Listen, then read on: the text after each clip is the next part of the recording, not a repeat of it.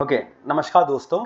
आज हमारा पहला क्लास शुरू होने वाला है एफएनओ के ऊपर। तो मैं इस सेशन में आपको ये पढ़ाऊंगा कि एफएनओ होता क्या है, उसको डेरिवेटिव्स क्यों बोलते हैं, प्लस कैसे बाई करते हैं, कब बाई करना है, कॉल क्या होता है, पुट क्या होता है, कॉल बाई कब करते हैं, कॉल सेल कब करते हैं, पुट बाई कब करते हैं, पुट सेल कब करते हैं, स्ट्रेटजीज एंड एवरीथिंग। सो आप हमारे प्लेलिस्ट से जुड़े रहिएगा, आपको बहुत सा इंफॉर्मेशन मिलने वाला है। ठीक है, तो ये मेरा जीरोधा का अकाउंट है। मैं ये आपको अकाउंट दिखाने के लिए स्क्रीन शेयर नहीं कर रहा हूँ, but we will start from here. तो सबसे पहले हम लोग समझेंगे, मुझे एक ये खोल लेने दीजिए। सबसे पहले हम लोग समझेंगे कि एफएनओ क्या होता है। ठीक है, बहुत लोग के मुंह से आप नाम सुने होंगे कि एफएनओ। तो मुझे थोड़ा सा फॉन्ट बढ़ाने दीजिए इसका। ठीक है, ओके। तो एफएनओ इसको बोलते हैं फ्यूचर एंड ऑप्शन। ठीक है, फ्यूचर ऑप्शन होता है क्या, मैं आपको बताता हूँ। एग्जाम्पल देखिए, मेरा जितना भी लर्निंग रहेगा या टीचिंग रहेगा सब एग्जाम्पल के थ्रू ही होगा। मान लीजिए अभी अभी रिलायंस का चार्ट मैं अभी देखता हूँ, चार्ट नहीं, मैं अभी रिलायंस का प्राइस देखता हूँ। ठीक है, अभी रिलायंस का प्राइस कितना है, 1248। Reliance current price 1248। ठीक है, अब मान लीजिए मैं रिलायंस के इस शेयर को खरीद लिया। I bought 100 shares of Reliance. तो मुझको टोटल कितना कैपिटल लग जाएगा? अगर मैं रिलायंस के 100 शेयर को खरीदता हूं तो मुझको टोटल लग जाएगा कितना कैपिटल? कैपिटल रिक्वायर्ड, ध्यान से समझिएगा, बहुत इंपॉर्टेंट है। 1248 into 100, right, which is equal to 124800, मतलब 1,24,800 रुपये। इतना मेरे पास होना चाहिए, इतना मेरे पास होना चाहिए कैश में, इतना पैसा होना चाहिए, राइट, चाहिए, इतना पैसा मेरा कैश में होना चाहिए। अगर मेरे पास इतना पैसे हैं, अगर मेरे पास इतने पैसे हैं तो मैं आराम से जाके रिलायंस को बाई कर लिया, वो भी 100 शेयर्स।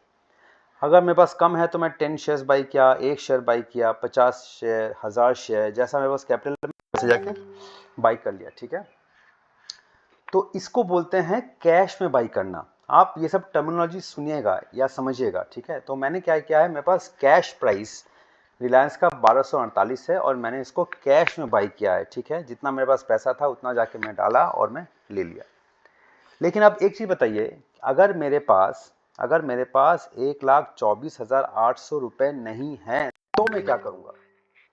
तो क्या मैं रिलायंस के ऊपर अपना दाव नहीं खेल पाऊँगा?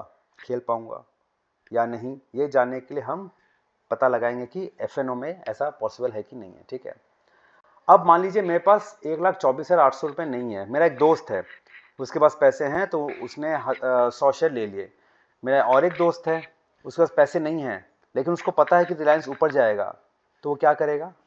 वो एफएनओ का हेल्प लेगा। तो आपको यहाँ पे समझना पड़ेगा कि मैं एफएनओ यहाँ पे कहाँ यूज़ कर रहा हूँ और एफएनओ यहाँ पे इफेक्टिव क्यों है। वो हम समझेंगे बाद में, कैसे लेंगे, क्या करेंगे, सब कुछ। लेकिन अभी के लिए आप ये समझ करके कि अगर हम रिलायंस का 1248 का शेयर खरीदते हैं, 100 शेयर्स इस रेट पे, तो मुझको टोटल इतना पैसा लगेगा और इसको बोलते हैं कैश प्राइस। ठीक है, इसको बोलते हैं cash price. Second, there are 2 types of market. ठीक है, नंबर 1 हो गया कैश, जो अभी हमने जस्ट देखा, और नंबर 2 हो गया एफएनओ। ठीक है, F and O, future and option. तो कैश हम लोग अभी देख लिया, अगर मेरे पास पैसा है तो मैं ले लिया। अब एक चीज़ बताइए, हम रिलायंस खरीदेंगे क्यों, या किसी भी कंपनी का शेयर क्यों खरीदेंगे? हम इसीलिए खरीदेंगे क्योंकि मुझे पता है कि इस कंपनी का शेयर ऊपर जाएगा, राइट।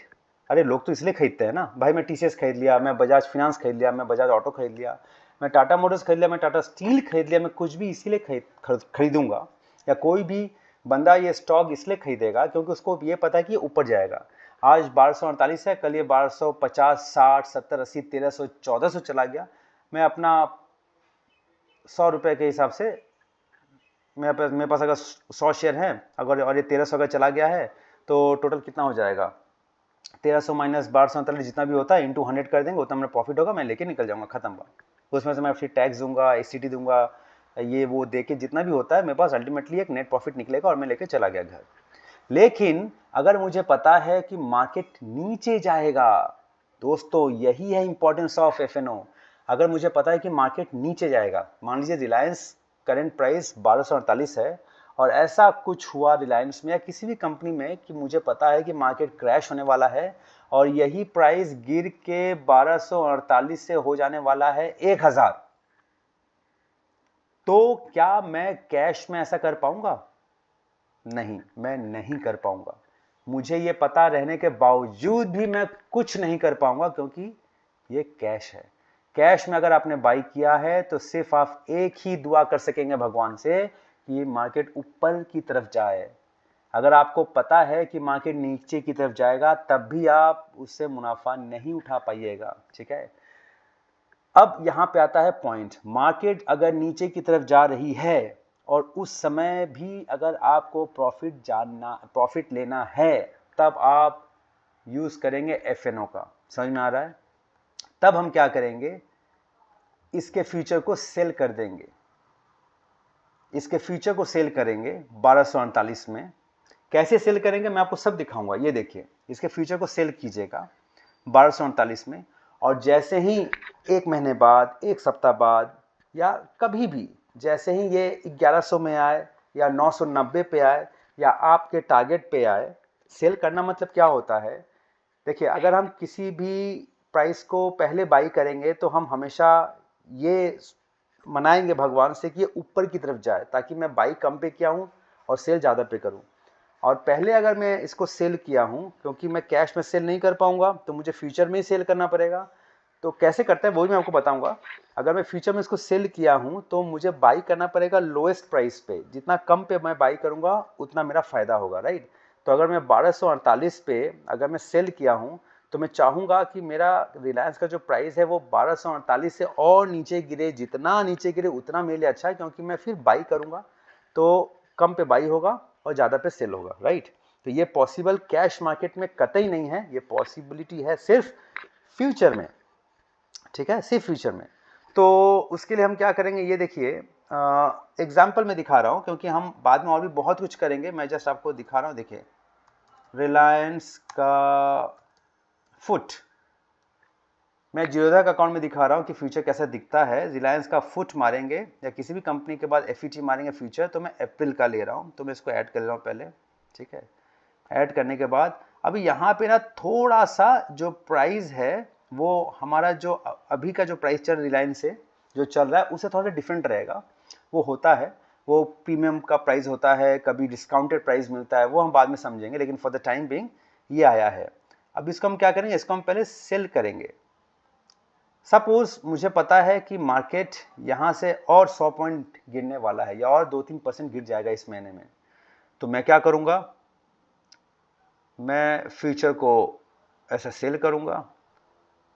और यहाँ पे लॉट वाइज होता है, मतलब एक लॉट में आपको 500 क्वांटिटी लेना ही पड़ेगा। फ्यूचर ऑप्शन का एक चीज़ है जो मैं डिसएडवांटेज ही बोलूँगा, इसका भी तो डिसएडवांटेज होता है। होता क्या है, देखिए अगर आप कैश में सपोज आपके पास सिर्फ 1248 रुपये हैं या सिर्फ 1300 रुपये आपके पास, आपके पॉकेट में सिर्फ 1300 रुपये है, तो आप रिलायंस का एक शेयर भी ले पाइएगा। You can buy 1 share also of Reliance company, क्योंकि आप कैश में बाई कर रहे हैं, भाई मेरे पास जितना पैसा उतना ही लेंगे। लेकिन जैसे ही आप फ्यूचर एंड ऑप्शन में आइएगा तो यहाँ पे लॉट साइज जैसा हो जाएगा। जैसे हम सब्जी मंडी में नहीं जाते हैं सुबह सुबह कि भाई हम 1 किलो प्याज या 2 किलो प्याज नहीं ले पाएंगे, हमको कम से कम एक पसेरी मतलब 5 किलो लेना ही पड़ेगा। अगर मिनिमम से मिनिमम भी मुझको एक गट्ठा मतलब उसमें 5 किलो होगा तो हमको लेना ही पड़ेगा।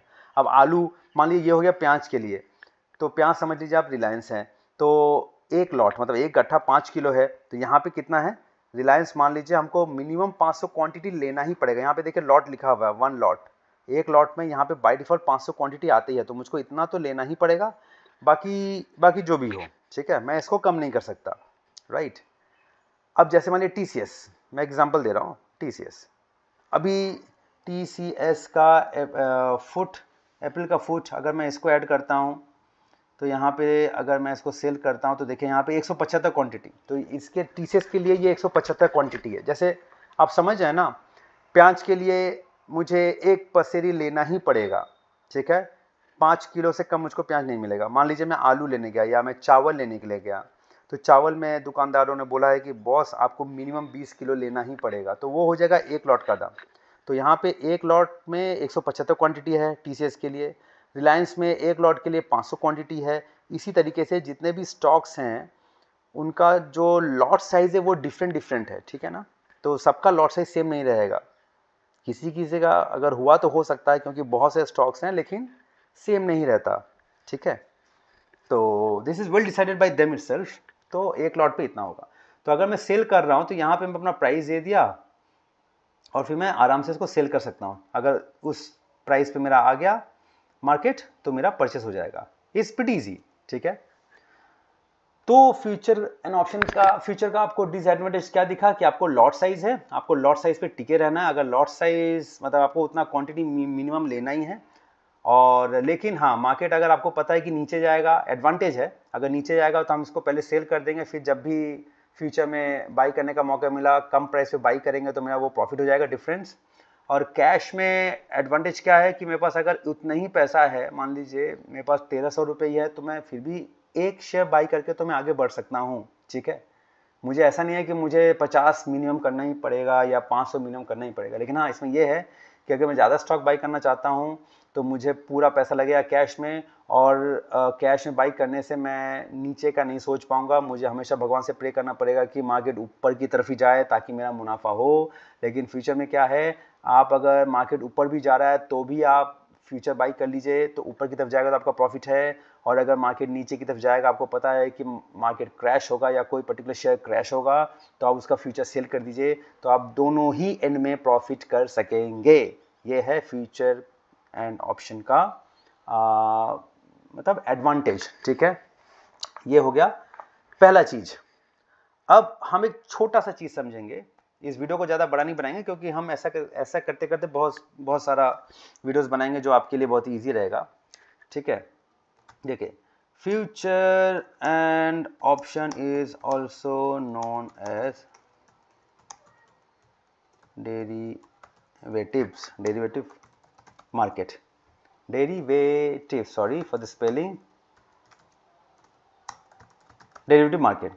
इसको डेरिवेटिव मार्केट क्यों बोलते हैं, पहला बात है ये, क्यों, क्योंकि इसका जो वैल्यू है, फ्यूचर ऑप्शन का जो भी वैल्यू है, वो किसी भी शेयर के प्राइस से ही डिराइव होता है। आप समझ रहे हैं, किसी भी शेयर के प्राइस से डिराइव होता है। अच्छा, मैंने आपको एक चीज़ यहाँ पे नहीं बताया या बताना भूल गया, इसको हम रिलायंस का करेंट प्राइस भी बोलेंगे और इसका और इसको हम बोलेंगे स्पॉट प्राइस, ठीक है। इसको current price as well as spot price. Spot मतलब मैं जैसे ही देखा रिलायंस के प्राइस को, क्या स्पॉट किया 1248, तो ये हो गया मेरा स्पॉट प्राइस, तो हम इसको स्पॉट प्राइस भी बोलेंगे और यही टेक्निकल टर्म है स्पॉट प्राइस। तो FNO is also known as derivative market, ठीक है। क्यों डेरिवेटिव मार्केट बोला जाता है, क्योंकि इसका जो भी वैल्यू निकलता है ना FNO का, ये फ्यूचर ऑप्शन का, वो इसी स्पॉट प्राइस से डिराइव होकर निकलता है, ठीक है। जैसे दूध, मैं दूध ले लिया, अभी दूध तो दूध है, वो स्पॉट प्राइस है मेरा, अब उससे डिराइव होके मक्खन निकल रहा है, दही निकल रहा है, तो ये सब उसके डेरिवेटिव्स हो गए। आप समझ है ना, जो उसी के अंदर से निकल रहा है, ठीक है। ये हो गया डेरिवेटिव्स। तो अगर इसका हम डेफिनेशन देखेंगे, मतलब अगर मैं यहाँ पे पर्टिकुलरली एक डेफिनेशन लिखूँ तो ये ऐसा कहलाएगा कि डेरिवेटिव्स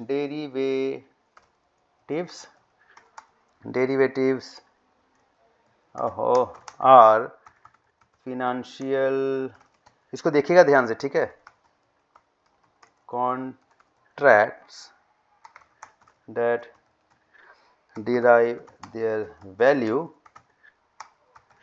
from an